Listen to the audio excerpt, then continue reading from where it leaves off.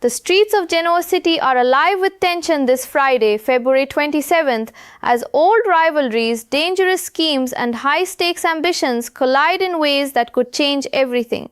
In a city where power is currency and trust is rare, every decision carries weight, and every alliance hides potential betrayal. At the heart of the storm, Victoria Newman meets with Nick Newman in a quiet, tense office, the kind of meeting where words carry more weight than actions. The subject of their urgency? Matt Clark, a shadow from the past whose thirst for revenge has never been quenched. Victoria doesn't need convincing. She knows the danger Matt represents. The Newmans already juggle enough crises without adding his chaos to the mix. Nick lays out his plan. They need to draw Matt out, trap him, and end his reign of disruption once and for all. And to do that, Victoria must become more than just a bystander. She must be an active participant in the scheme. The two of them begin assembling the pieces carefully. Every detail is scrutinized, every move calculated. The trap must be perfect. The bait has to be irresistible. And while Nick speaks with calculated confidence, there's a palpable undercurrent of tension, the kind that makes your pulse quicken because they both know Matt isn't just dangerous, he's clever, unpredictable, and unrelenting. Victoria agrees, not out of blind faith, but out of determination. She's protecting more than a plan. She's protecting her family, her legacy, and the fragile peace they've struggled to maintain. And as they set the trap, one truth looms like a storm on the horizon. Matt Clark will not make this easy. Chaos, once more, is inevitable. Meanwhile, across town, Lauren Fenmore Baldwin finds herself confronting an unexpected proposition, an offer that forces her to weigh loyalty, ambition, and her instincts against the unpredictable currents of Newman Enterprises. The offer comes from Phyllis Summers, who may be attempting to recruit Lauren for her team. Lauren hesitates. Phyllis's schemes are notoriously convoluted, her confidence almost hypnotic, but past betrayals are not easily forgotten.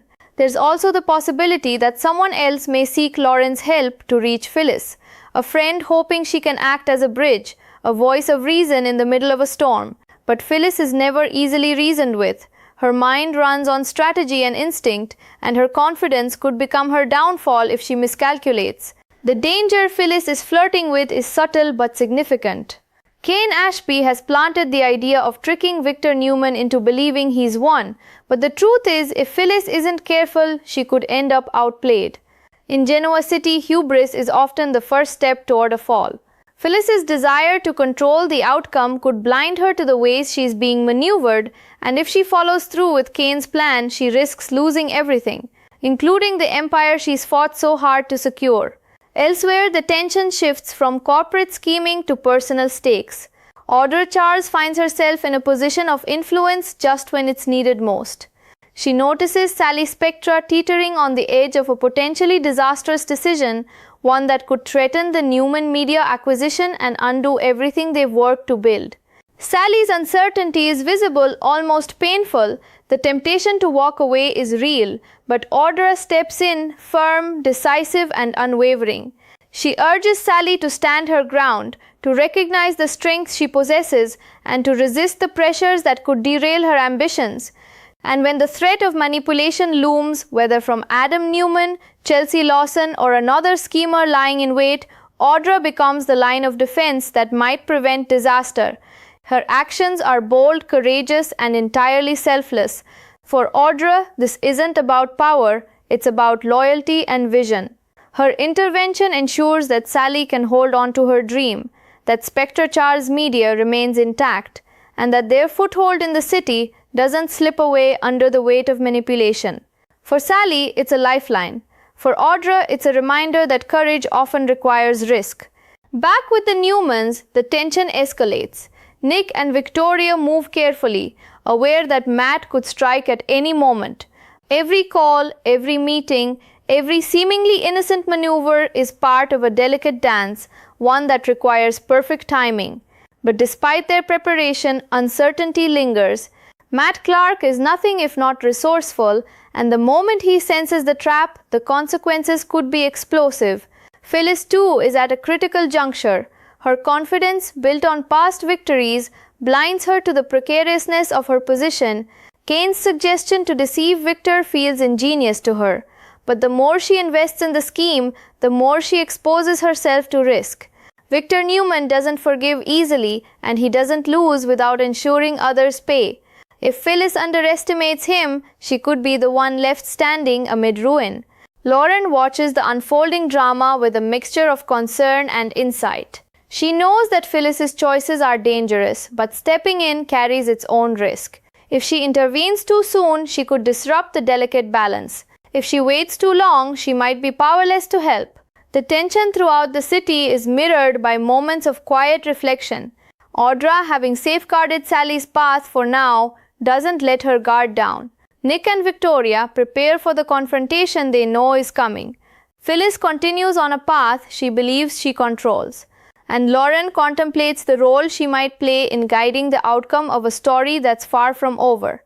By the close of the day, the city feels suspended in a fragile balance. Traps are set, plans are in motion, loyalties are tested, and no one can be certain who will emerge victorious. In Genoa City, power is fleeting and trust is a dangerous gamble. Every move, every decision, and every moment from here on out carries consequences that will ripple through every life involved. Because in a city defined by ambition, revenge, and unrelenting drama, the most dangerous moment isn't the moment of action, it's the quiet before it, when everyone knows the next move could change everything. The city's pulse quickens as night deepens, and the trap Nick and Victoria have painstakingly set begins to hum with quiet, invisible energy. Every move they've made, every carefully calculated step, is leading to one inevitable collision. And somewhere Matt Clark is out there, watching, waiting, ready to turn their plans against them. Nick paces in the dim light of his office, his mind racing through contingencies. He knows Matt isn't reckless, he's patient, cunning, and cruel. One misstep could cost more than just the success of their plan. It could endanger everything the Newmans hold dear. Victoria watches him silently, the weight of responsibility mirrored in her eyes. They both know that this is more than strategy, it's survival. Then, across town, Phyllis Summers makes her move. She's confident, fiery, convinced she's several steps ahead, following Kane's plan to perfection, or so she believes. Her mind spins with the thrill of manipulation, the intoxicating sense of control. She can almost see Victor Newman applauding her brilliance in her imagination. But Victor doesn't play by imagination, and neither does fate. Phyllis's plan teeters on the edge of disaster, though she doesn't yet realize it.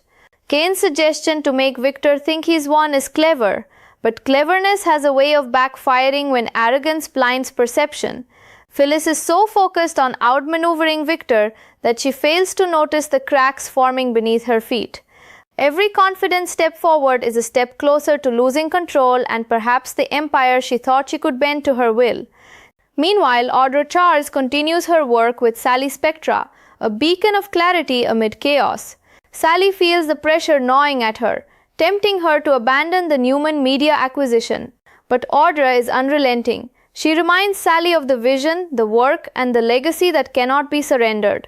Standing firm is frightening, but Audra shows her that courage is the only path forward. When the first hints of Adam Newman and Chelsea Lawson's potential interference emerge, Audra doesn't flinch. She acts decisively, protecting Sally and Spectre Charles Media from manipulation. In this moment, Audra becomes more than an ally. She is the shield between ambition and disaster, a steady force in a city where trust is rare and betrayal is everywhere. Back at Newman Enterprises, Nick and Victoria prepare for the inevitable confrontation. The bait is ready, the trap is set, and every shadow feels like it might conceal Matt's arrival. Their resolve is tested not just by the danger outside, but by the fear of failure that lurks within. One wrong move, one underestimated risk, and Matt could escape or worse, strike first. And Matt Clark, he's watching, calculating, smiling where others would panic. He thrives in chaos, and this city has given him every opportunity to grow into it.